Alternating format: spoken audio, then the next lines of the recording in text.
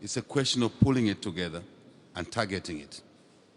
Let me also indicate here one of the lessons of our debt restructuring that is applicable to poverty reduction, to climate change, is the issue around speed at which we do things. G20 framework, when we took office 21 months ago, this discussion was already in train. Now we've been in office 21 months. Yes, we're very pleased that it happened yesterday. But for the countries that are coming after us, there is need to expedite the processes. Just that, whether it's, if you like, energy transition, as Senegal is involved in that, we must just be conscious of time. Every day we don't deliver these things that are within our control, we are basically increasing the cost and the damage gets compounded. I think it's very important. The next lesson I want to suggest here, relevant to the subject on the table, is that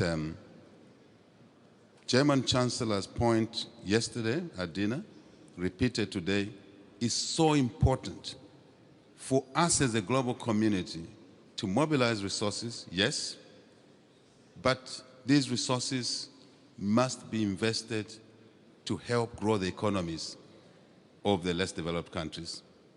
Very important, because by doing that, we are creating capacity in those economies to mitigate against climate change and obviously poverty reduction. So value addition, not just with the electric vehicle industry that is coming through, huge industry. It is important, President Macron, that we look at deliberately investing in extraction, critical minerals, for example, in value-adding these minerals in country. Obviously, that will help the growth side of the GDP, create jobs, business opportunities for the transactional chain in there, if I may call it that. So I think this must be deliberate as well. Rather than generic discussions, we must dive deep into the envelope and begin to say, these are requirements, these are needs, these are minimums.